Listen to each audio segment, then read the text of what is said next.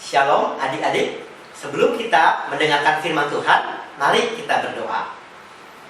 Bapa Sorgawi, kami menanti sabdamu, tolong kami dengan Roh Kudus agar kami boleh mengerti akan kebenaran firman Tuhan. Dalam Kristus kami berdoa, amin. Saat ini kita akan merenungkan pembacaan firman Tuhan dari Efesus pasal 2 ayat 8. Sebab karena kasih karunia kamu diselamatkan oleh iman. Itu bukan hasil usahamu, tetapi pemberian Allah. Saat ini adik-adik kita akan merenungkan firman Tuhan dengan sebuah tema, a gift to you. Sebuah pemberian dari Tuhan untuk kita semua, untuk adik-adik. Nah, setiap kita ingin hidupnya senang, bahagia, sukacita selalu. Tetapi seringkali dalam kenyataan ada beberapa hal yang membuat kita menderita, sakit, dan membuat kita sedih. Bagaimana kita bisa tetap sukacita, bergembira di tengah situasi yang ada hambatan, penderitaan yang terjadi? Adik-adik, kita mau belajar dari seseorang tokoh yang bernama Paulus. Kita panggil ya, Paulus, Bapak Paulus. Halo adik-adik semua, perkenalkan, nama saya Paulus. Saya dulu adalah orang yang tidak baik.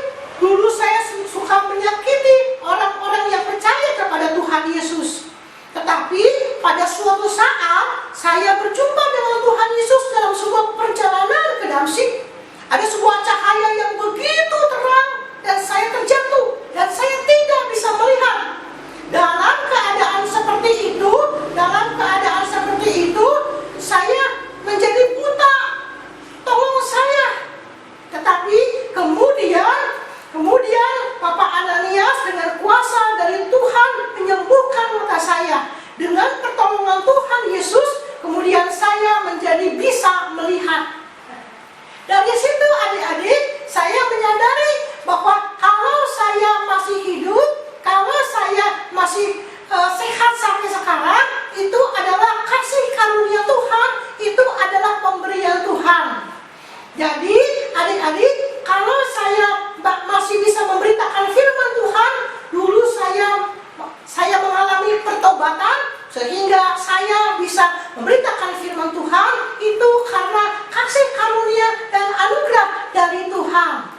Jadi kesehatan dan waktu adalah dua hal yang tidak dapat dibeli. Kita bisa membeli banyak hal, tetapi ada dua hal yang tidak bisa dibeli, dan itu merupakan pemberian dari Tuhan.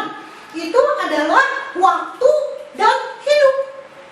Jadi dengan waktu dan hidup merupakan pemberian dari Tuhan, kita dipanggil untuk senantiasa bersyukur atas segala hal. Bersyukur atas segala hal, atas kesehatan, atas waktu, atas hidup yang Tuhan berikan kepada kita. Dengan demikian kita harus bersukacita selalu, bersyukur senantiasa, karena ada anugerah pemberian dari Tuhan. Nah, kalau misalkan untuk adik-adik di rumah, apa pesan Bapak Paulus? Adik-adik, kalau adik-adik masih punya waktu dan kesehatan, pergunakanlah waktu yang ada dengan baik, dengan belajar banyak hal, senantiasa bersyukur, menolong papa dan mama, kakak dan adik, menjadi berkat dimanapun juga, sebagai tanda syukur pemberian Tuhan dalam kehidupan kita, dan kita mau jadi berkat dimanapun kita berada. Oh, kalau gitu terima kasih Bapak Paulus sudah mengingatkan kita akan pemberian dari Tuhan, anugerah, waktu dan kesehatan. Dan kita mau menggunakan waktu, segala pemberian Tuhan, senantiasa bersyukur dan menjadi anak yang baik. Betul, sampai jumpa kembali adik-adik. Nah, adik-adik, kita punya pemberian dari Tuhan, waktu dan kesehatan. Gunakan ungkapan syukur senantiasa dan menjadi anak-anak yang baik, menjadi berkat.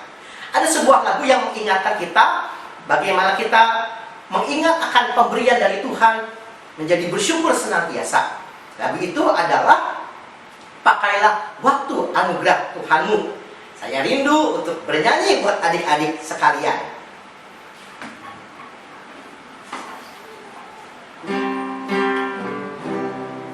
Pakailah waktu anugerah Tuhanmu, hidupmu singkat bagaikan kembang.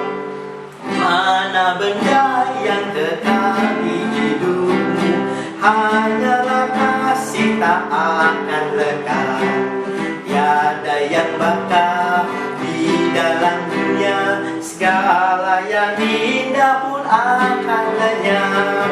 Namun kasih-Mu demi Tuhan Yesus sungguh bernilai dan tinggal tetap. Adik-adik sekalian yang di rumah, waktu, kesehatan, hidup adalah anugerah dari Tuhan. Kita harus berusaha menjaga kesehatan, tetapi kita juga bersyukur selalu menjadikan waktu sebagai anugerah Tuhan, dan kita menjadi berkat dimanapun kita berada. Tuhan memberkati adik-adik semua. Amin.